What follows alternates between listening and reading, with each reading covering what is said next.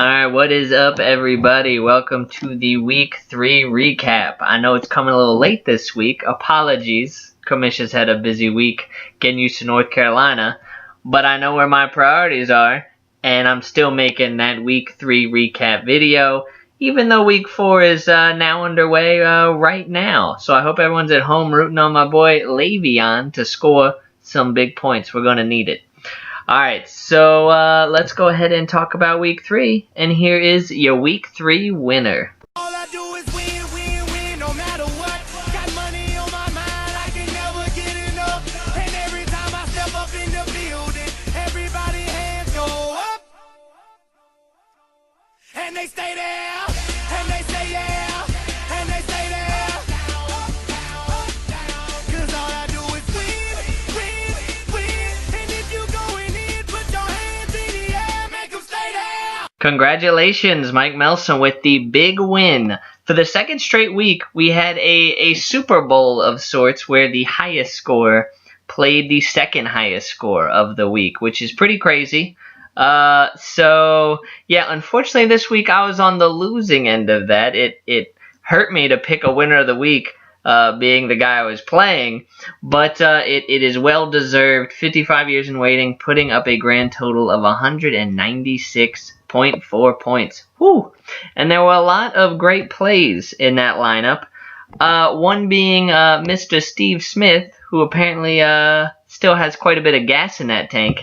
And he put up, let's see, I'm doing this on the fly, 44.6 points. Pretty wild. And he also had Cardinals defense, who put up 34 points. I saw Cardinals had like 2 pick sixes in like the first 6 minutes, and I knew that could be trouble. And then also made good plays at quarterback with Carson Palmer and Peyton Manning, and leaving Stafford on the bench. That was key. So enough good roster moves to overcome the questionable play of Gavin Escobar at tight end. That was almost the sole reason, even though 55 years in waiting was the high score and crushed it this week. Gavin Escobar at tight end, first of all, he's a Cowboy. Blasphemy. And second of all, he's terrible. So that was questionable, and he got a grand total of 0 points. But everything else in the lineup was unbelievably good. Great win for Mike Melson, but sadly now on to the bad news, the loser of the week. Cause you had a bad day, you take it one down, you sing a sad song just to turn it around. You say you don't know, you tell me don't lie, you work at a smile and you go for a ride. You had a bad day, your camera don't lie, you're coming back down and you really don't mind. You had a bad day, you had a bad day. Alright, Pat Jordan is the loser of the week, sadly. It just doesn't feel right to do it, because Pat put up 150.1 points. That's a good score. So kudos to Pat in a way, because that's a score usually good enough to win most weeks. But not this week. Domo put up 164 and barely edged him out. And the other 3 matchups that we haven't talked about yet were kind of blowouts. So that's why Pat's the loser of the week, because it was winnable if you made some better roster moves. That's point number 1. But point number 2 is that Pat is 0-3 and the only team with a goose egg in that win column. You know what else? You never let me win one time. And it hurts after last year, because last year was quite a struggle, and it's sort of carried over to this year. And it's been a long stretch for Pat of having a rough record in the standings. So hopefully it turns around soon. Alright, so the rough starts for Pat were Allen Robinson at the flex. He only got 10.8 points. And Ryan Mallett at the second quarterback position, he got 11. But then what's really oddly killed him for this year is through 3 games, Adam Vinatieri has a total of 4 points. So the old kicker averaging 1.3 points a week has really hurt pretty badly, because Pat has lost some close games. They say kicker doesn't matter, and kicker is just this crazy, variable week to week. but kicker has surprisingly crushed Pat this year. So next year when you draft Gostowski in the 3rd round, we won't say anything. So, good effort, Pat, but sadly came up just short. Alright, so let's quickly recap the other 3. Not a ton needs to be said because they were blowouts. So first we had We Are Garbage, who whooped up on Team Auto Draft, Marshawn Lynchpin and Ben Weeks.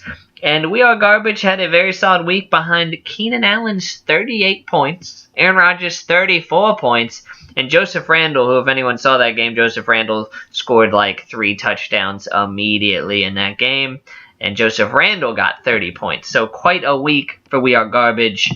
And Marshawn Lynchpin, Team Auto Draft, is falling back in the pack, as he should.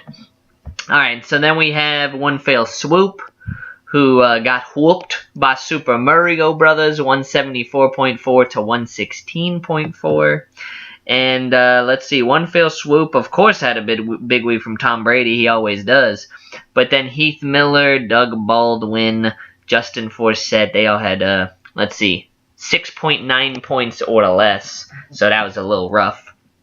And Super Mario Brothers, meanwhile, Devonta Freeman, what a pickup on the waiver wire. Put up a big old 43 points for him. My goodness.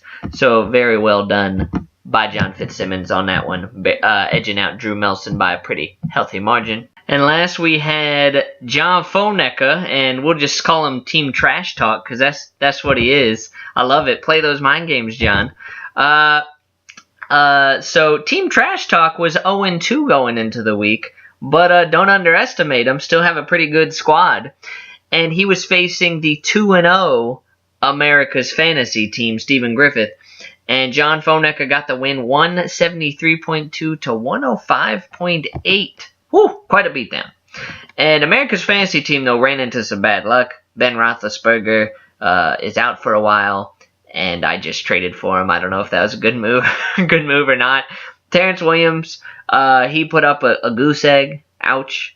And then meanwhile, John had a huge week from A.J. Green, Brandon Marshall, and Jimmy Graham. His studs, his big-time receivers performing like they should.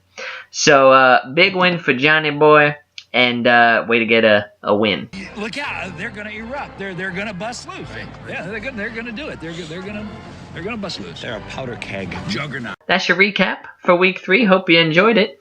And well, I guess lineups hopefully already set for week 4 since it's starting up now. I just saw Le'Veon got a touchdown, so it looks like Flyhard is off to a good start.